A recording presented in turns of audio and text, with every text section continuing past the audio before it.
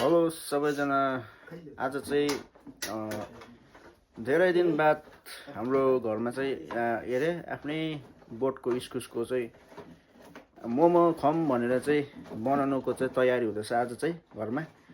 र यहाँ हुनुहुन्छ हाम्रो आमाज्यूले चाहिँ प्याजको सेक्सनमा प्याजहरू तासी तुसी हल्का चिया खाँदै जाडोमा प्याज तास्नु हुँदैछ यहाँनिर।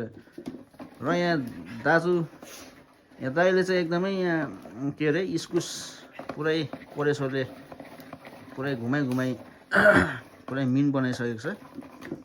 र यहाँनिर त्यो तासेको इस्कुसहरू छ र सुरुवात मात्रै हो। अब आज चाहिँ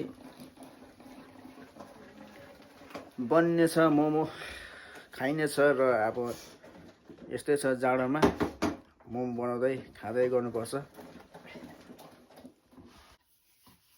र अब यहाँनिर चाहिँ दाइले चाहिँ एकदम बेलाइ छ, गोली बेलाइ दाइको पट्टि। र अब आमाले चाहिँ के गोलो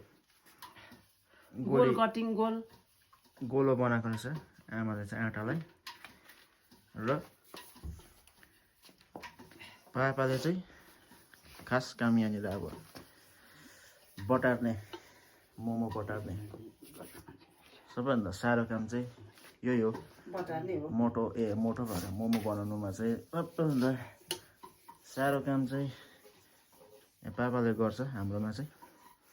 र बटाराइ चाहिँ यो हो, बटार्नुको तरिका चाहिँ यस्तो छ।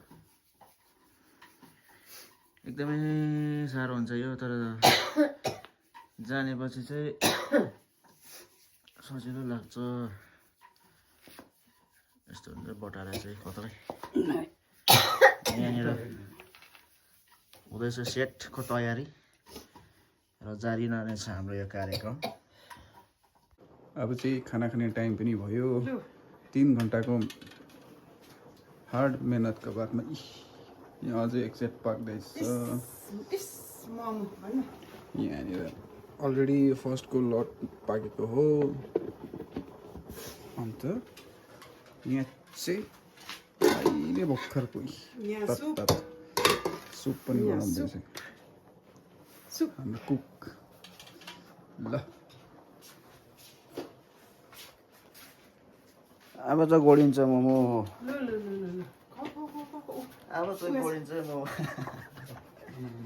खै पस्केको छैन सर, अब पस्केर गोड्नुपर्छ मोमो।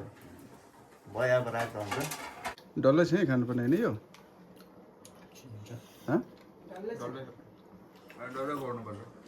आउँछ होइन त्यसले? यति त काट्नु हुन्छ यसले चाहिँ। ल बिस्तारै बिस्तारै